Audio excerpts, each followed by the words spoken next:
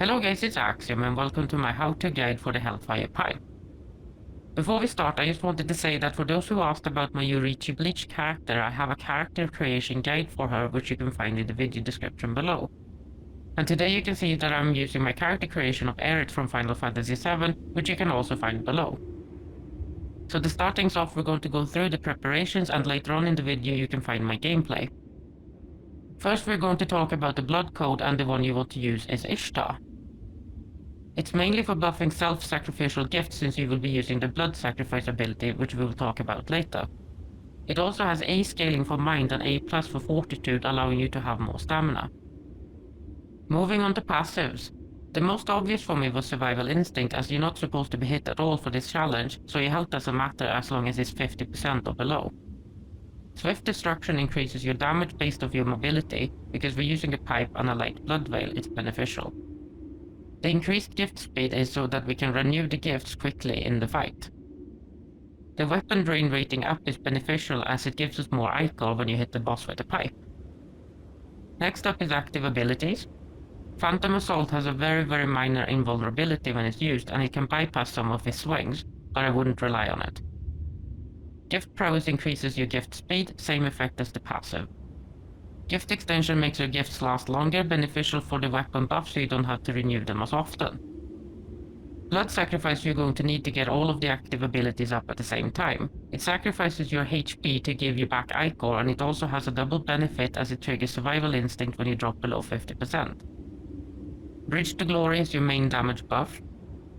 Overdrive scales depending on what other buffs you have active, so combined with the others it's quite powerful. Lightning Weapon is a straight up lightning damage buff since the boss is resistant to most other things. Blood Awakening is an active ability. When you commune with Mia, you get reduced ichor cost for your gifts, and they become enhanced, which will increase the damage of all of your weapon enhancements. Next up is Pipe of Thraldom plus 10. I went for the Devour transformation so I can get more drain and use more gifts. The physical damage of the weapon doesn't matter as the other enhancement gifts are not affected. There are 3 blood veils you can use, but Noble Silver is probably the best all around as it gives an A scale in mind. The other choices are Ivory Grace or GXM variant, but GXM is quite heavy so it makes one of your passives a bit weaker, and Ivory Grace has less scaling. As a partner I would recommend using Mia, or the white version of Mia, as they both give the same effect, but Mia White has more of a caster build which I prefer on this fight. And those are the preparations. With this build the fight doesn't last very long, so if you want it over pretty quickly I recommend using it, but it requires you to be a little bold. Now on to the fight.